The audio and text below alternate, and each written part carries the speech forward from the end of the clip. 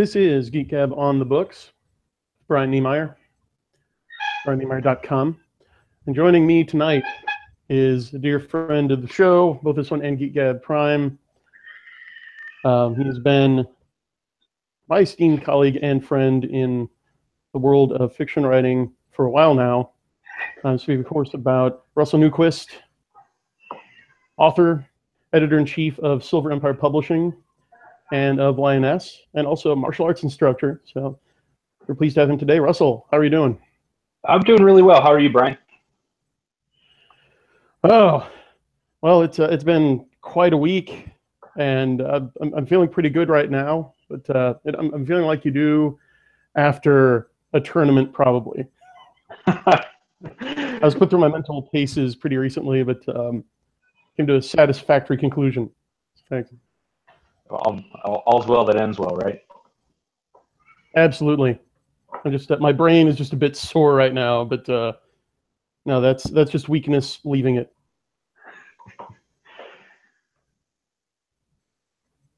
Well, so today we're going to talk about your upcoming book launch. Is that correct? And then whatever else geekish you wanted to talk about. Sure. I've got a new urban fantasy book coming out in September. It's a bit of it's been described by several people who have read it as kind of a Jim Butcher meets Larry Correia kind of deal. The title is War Demons. It's about a young man who goes off to Afghanistan after a traumatic event in his life. And when he comes home from war, his demons follow him, you know, and everybody comes home from war with demons, but his are actual demons. So. And I will tell our listeners that I have been privileged to read a preview of this book that Russell sent me. And if you like Jim Butcher, if you like Larry Correia, this is just a love letter to those. It's fast-paced, action-packed, and as a theologian, I was interested because it does deal with how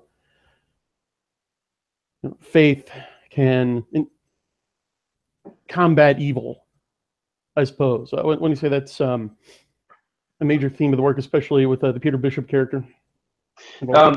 Definitely, and one of the things that I took, one of the approaches I took with the book that I think, in my opinion, it used to be very common, but now it's kind of uncommon.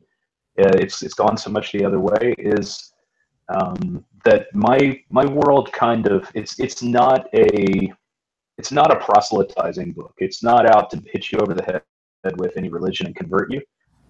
But it takes the Christian worldview kind of for granted. It assumes that the Christian theology and mythology are real, rather than trying to create some kind of synthesis of, every faith is there. It kind of works with that as a starting ground, which, if you look at a lot of the classical literature, like Dracula, for instance, that's just kind of how it is. But in the modern urban fantasy, that's a little bit unique. So I kind of went old school. Yeah, exactly. It did remind me of Dracula, and that, as Phoenix and editor Jeffrey Johnson might say, the Christian worldview is just taken for granted as the underlying foundation of, I don't know if I want to say the magic system, but like I said, it's there. You're not clubbed over the head with it. So yeah, I would agree the book doesn't proselytize, but neither is it overly syncretistic or relativistic. It doesn't subscribe to this kind of religious indifferentism that you find in a lot of postmodern works. Right. It's not indifferent. It has a definite moral point of view to it as well, which and there's definitely some characters who do some very immoral things in it and reap the consequences thereof. Exactly. I don't spoil that, but you described it to a T.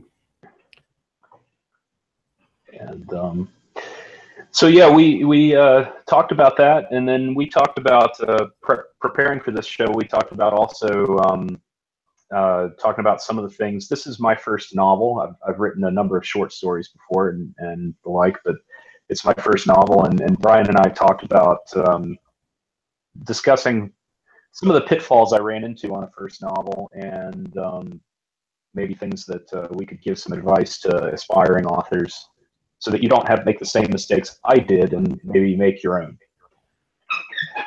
Absolutely. Yeah, I can confirm that I committed any number of newbie author mistakes. Sounds good. Are there any that are on the top of your list? What would you say was the number one mistake that you now realize in hindsight you made on your first book that you would advise new authors to avoid, and what's the best way to avoid it? Well, I have a couple. I took some notes, but we can riff off of it and go whichever direction. The first one, that I knew this going in from experience in other arenas, but I obviously you still have to fight it anyway, especially your first time. I see people a lot. I've had a lot of experience for years, not even as an aspiring writer, just as a fan. I would go to places like Dragon Con and sit in writing panels, and you'd always see all these aspiring authors hanging out, listening to other authors, like, well, what can I do? What can I do to write? How do I do this? And what do I do? And even when I wasn't an aspiring writer, I could look at a lot of these people and say, hey, look, the number one thing you really need to do is sit your butt down in a chair and write. And, Exactly. you know, we can give you all the other advice in the world, but if you can't sit down and actually write, then none of it matters. And it's a struggle. I have, as Brian said, I'm running 2 separate businesses already, and I have a full-time job on top of that, and I have 4 small children in the house. It's hard to find the time. But if you want to get it done, you have to find the time. That's it. You just have to make time and sit down and write, and throw everything else out.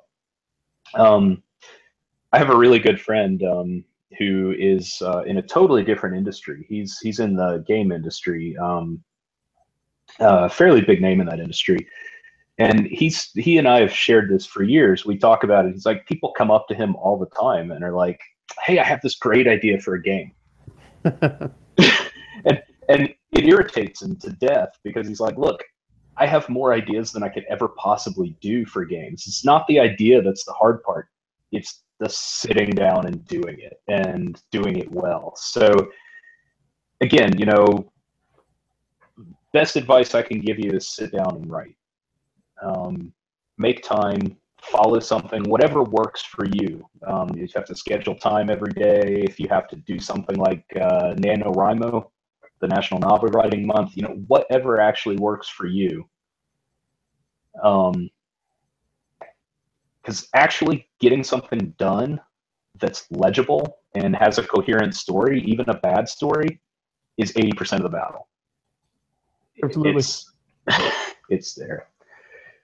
So yeah, that's the first thing that I would share with anybody. And even knowing that going in, I still struggled with it. It's difficult your first time. Would definitely work that. I don't know if you have anything else to add. I've got some more things to move on to, but Sure, just like to amplify what you said, and the principle you laid out is often shortened to Big Hawk, and a butt in chair, hands on keyboard. That's also exactly.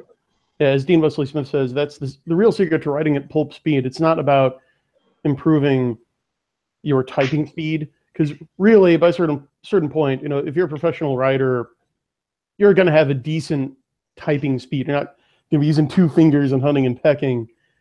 Right. It's about, like you said, sacrificing.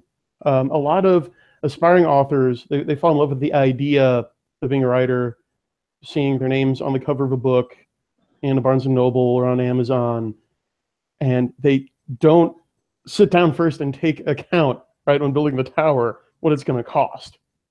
Right. And it will cost you.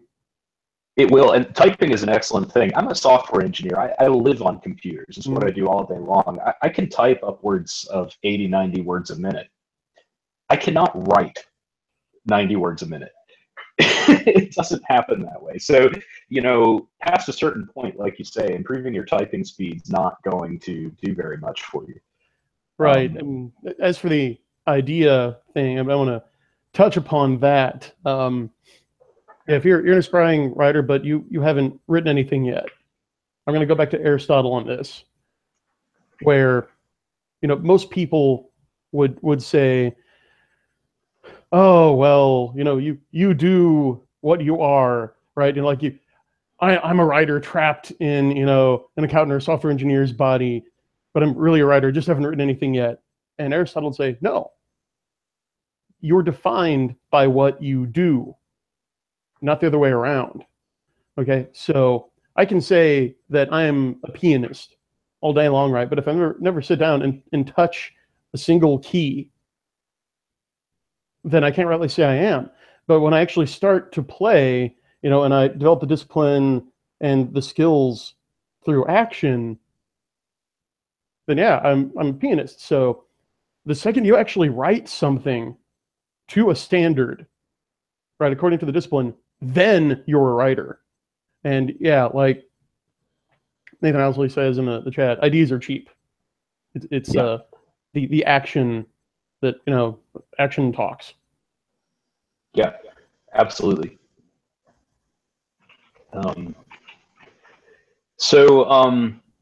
The other thing that I struggled with a lot at the beginning, this was particularly rough for me as I was getting going, was for the first novel. This was tough. Is how much plot do you need for a novel?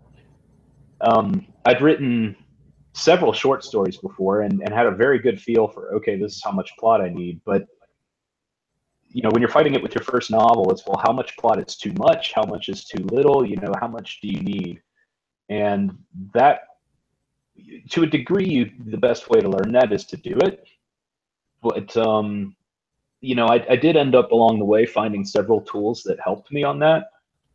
And I think those are valuable for people who are getting started, just trying to find out. One of the things I went through, it took me forever. I did not have an outline for this novel, which is a huge mistake. I'm never doing that again. But the problem was I didn't know how much plot I needed. So, writing an outline doesn't help you when you don't really know how much you need. Like, I could have an outline and then, oh, that's a 20,000 word story. Well, crap. Now I have a good idea of how much plot I actually need. So I have outlines for my next 2 books are halfway done, and I have plot notes for the next 14. Like I said, I have no shortage of ideas. It's I have more books than I could write already. But a couple tools that I found, and I see some people who don't like these, so I don't put them out there as gospel. I put them out there as they helped me. Mm-hmm. There's a book out there called Save the Cat. It's got a nice structured outline for hanging a story around in general. It's aimed at screenwriters, not at novelists. But what it helped me with very well was pacing. Trying to figure out, okay, well, I need to, have a bit more here. I need to do this. This part happens too late in the book, and it needs to happen earlier. I took a creative writing class from Larry Correa online actually a few years ago. Which was extremely valuable. And one of the things he mentioned, and many of other people mentioned, is that a writing should be a roller coaster. If you just do action, action, action, action, action all the time, you get worn out. So you need some time to breathe. You need it to go up and down and up and down.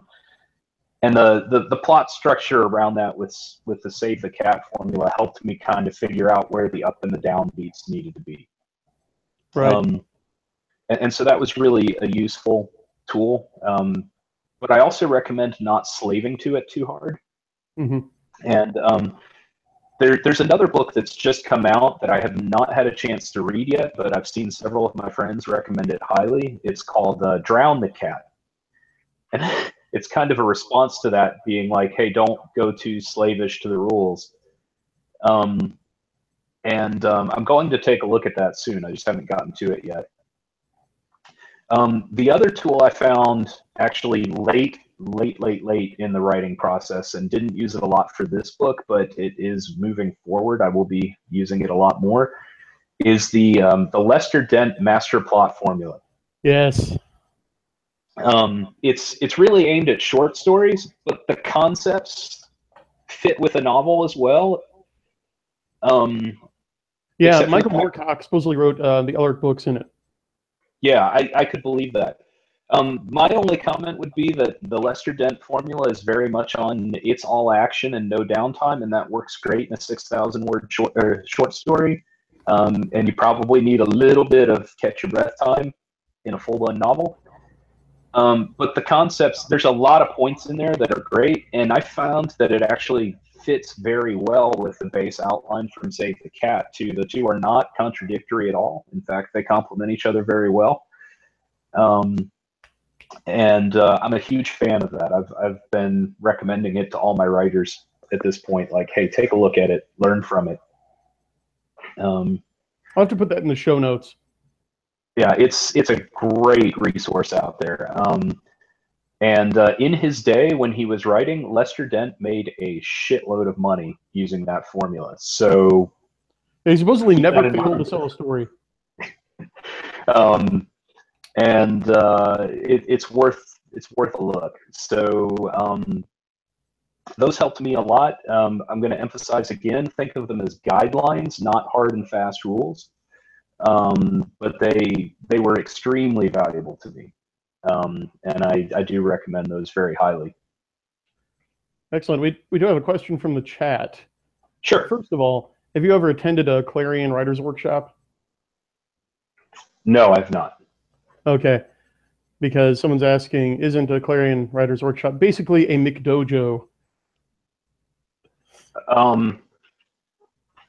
I would guess that from the name, but I couldn't say because I don't really have anything to say about that.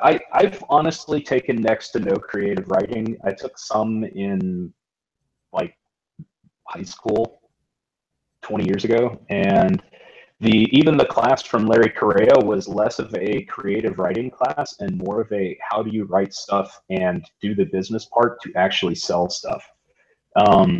Right. It was an online thing, and it was through a university. I think it was Utah State. I don't remember.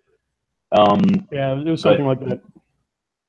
My wife and I found it, and I don't think he's doing it anymore, but it was excellent. If you are looking for a class, Kevin J. Anderson holds a class. I believe he holds it every year in Colorado Springs. And it is supposedly very good. And if you're wanting to sell stuff, Kevin J. Anderson sells a lot. Yeah. So if you're looking for one, that's probably the one I'd recommend. But I've never really taken much, so I couldn't make good recommendations on that. I'm a big fan of the internet and the amazing resources you can learn if you're just willing to spend half an hour on Google. Exactly. And GeekGab Prime host Eddie Warpig informs me that it was at Weber State University, which he knows because he attended the class in person. Oh, hey. My wife just told me the same thing from the other side of the room. So I can confirm that as well.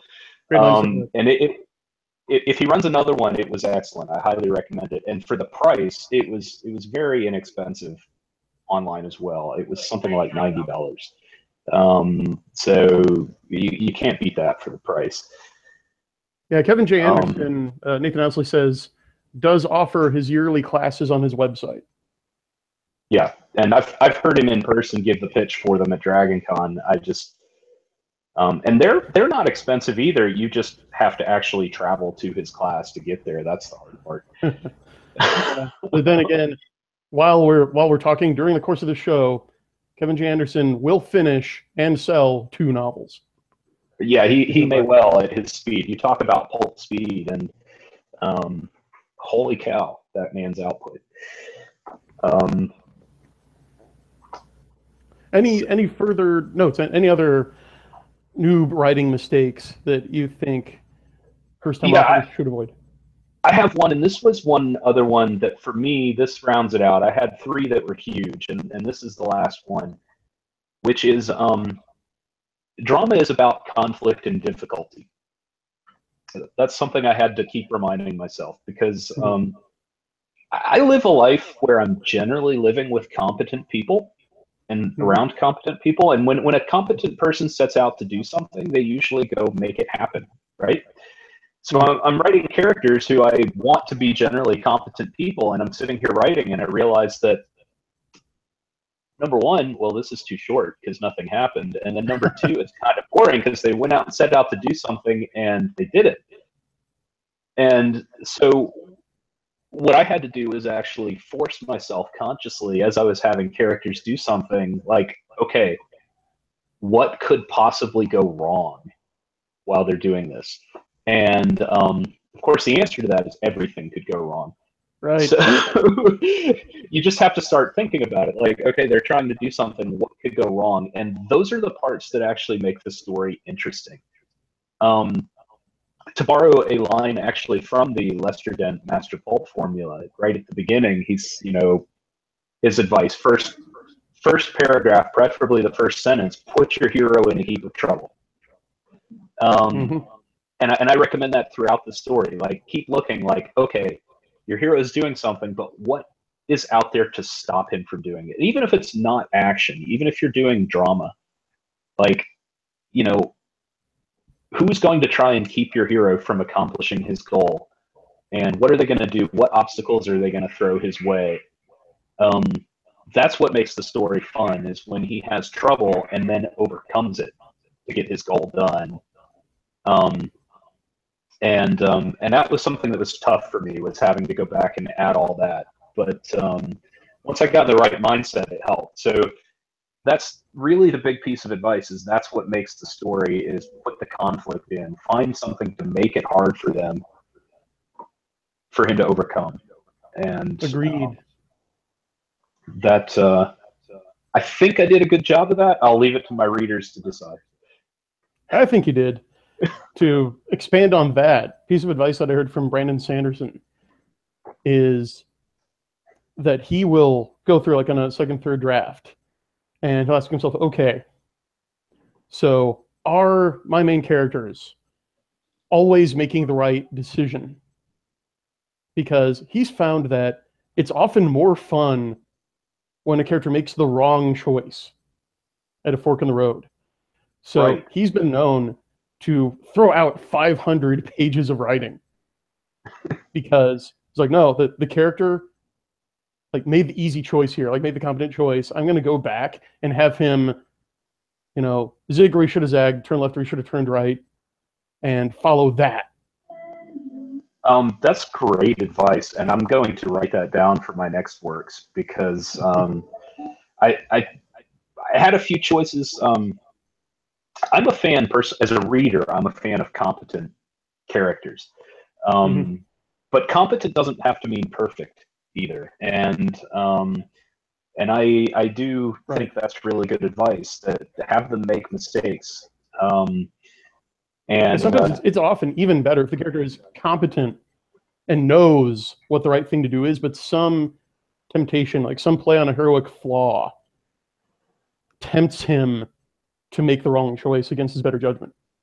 That, because then you have characters who are not perfect. And also, if your character knows what the right choice is, but for some reason is unable to make the right choice, all of us in real life have been through that. We know what the right choice is, but we can't for whatever reason. An easy example, like, hey, I know that if I buy this item in bulk at the grocery store, I can save a ton of money, but I don't have money to buy it in bulk because I don't get paid until tomorrow, and I have $3 in my wallet. And we've all been there. That's an easy example and a simple example, but you can have that in all kinds of situations where life intervenes and prevents you from making the easy choice, or the correct choice, I should say. How often have I wished I could buy the case of ramen instead of just the single chicken flavored pouch, but alas, I could not. Right. And so, reality imposes constraints on all of us, and your book should do the same. You have to put constraints on your characters because, again, that's what makes it interesting. If they do everything perfectly, they're no fun. They're boring. Exactly. We have another question from the chat from John Mollison, who asks, how has editing affected your writing? Is it a good thing to practice to build your skill set as a writer? I absolutely hate editing. I'm going to throw that out there. I don't like it very much at all. I've been actually offloading as much of that as I can. We picked up Declan Finn's A Pious Man lately, and my wife actually did most of the editing. It's a personal issue.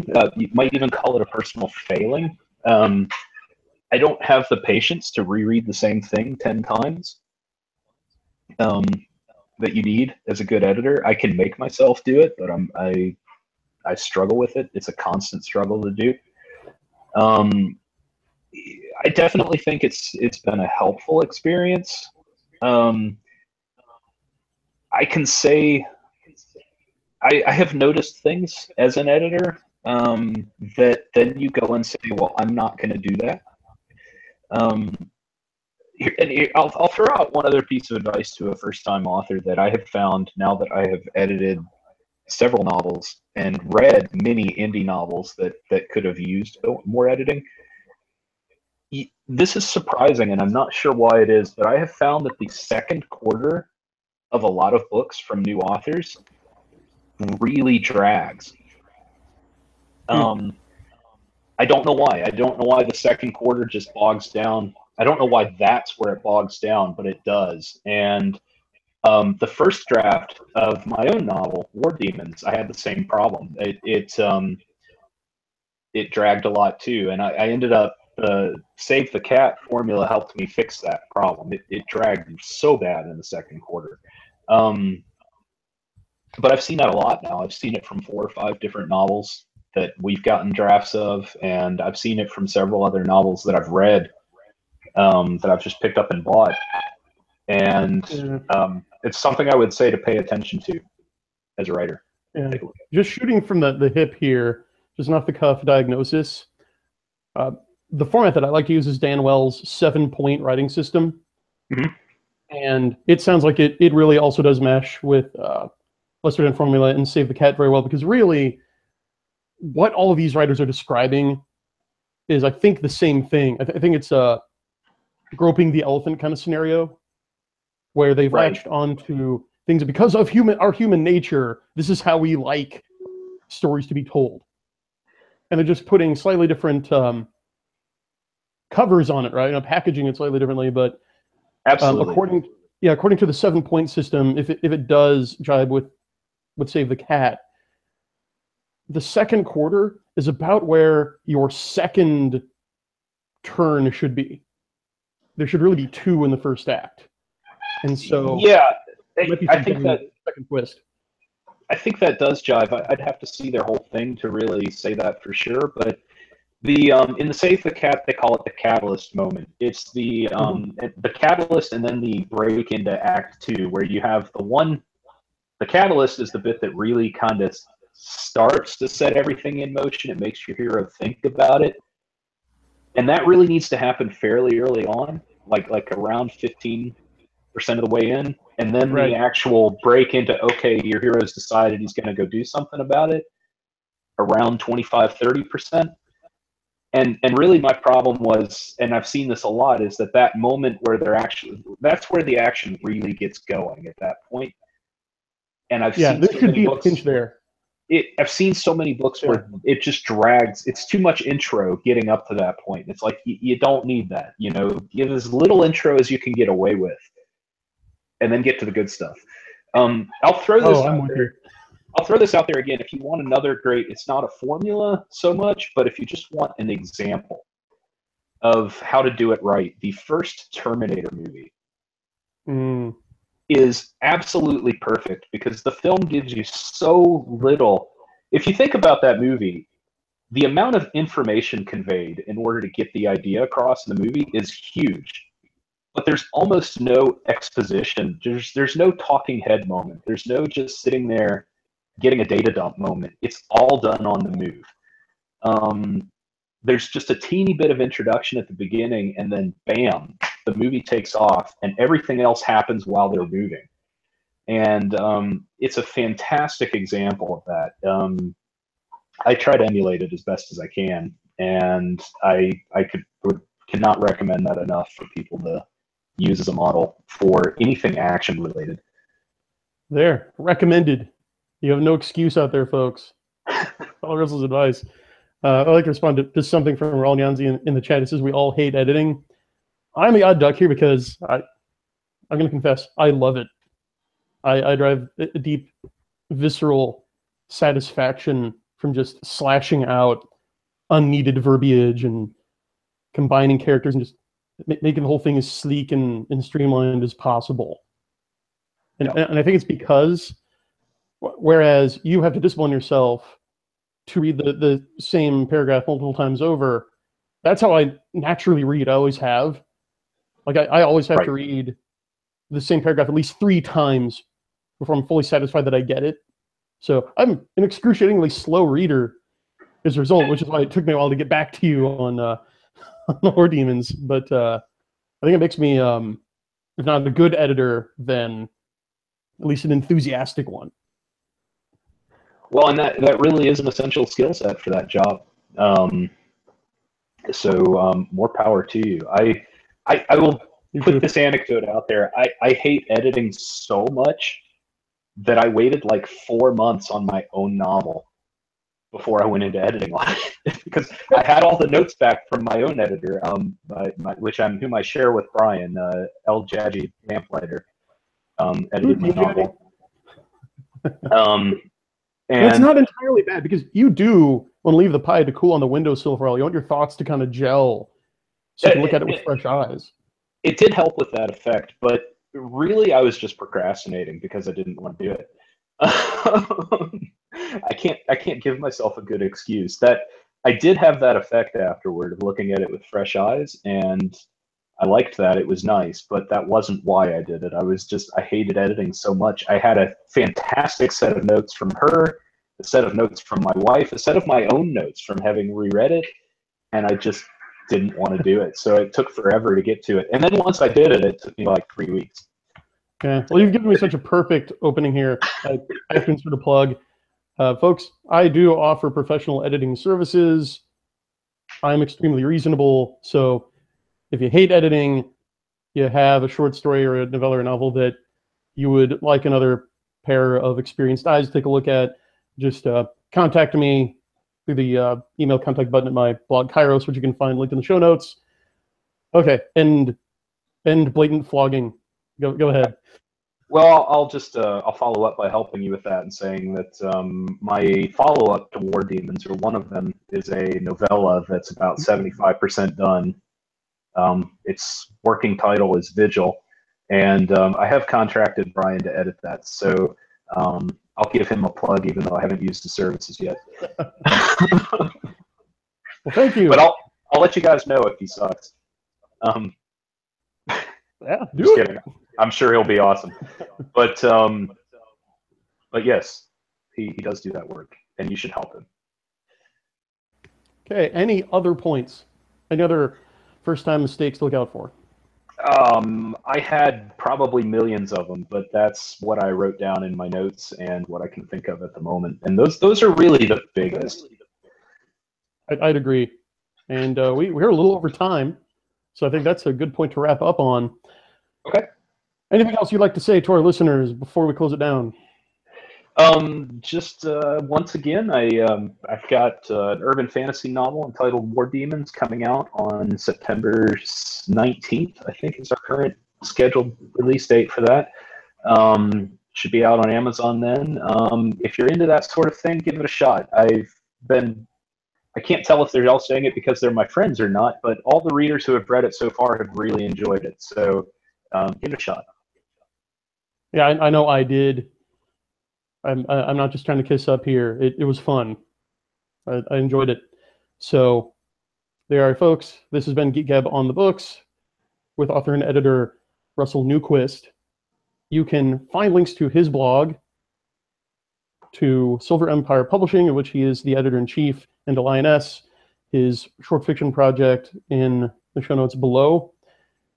You can also find links to my award-winning Soul Cycle, of which Soul Dancer, the Dragon Award-winning best horror novel, and Secret Kings, on sale right now. You can get them both for less than $7. And there's also my well-received novella, Hymn of the Pearl. Also, be sure to subscribe. Subscribe to our channel, and then double secret subscribe by clicking the little bell icon, or YouTube won't send you email notifications. So once again, thanks to everyone for joining us, and remember to keep reading.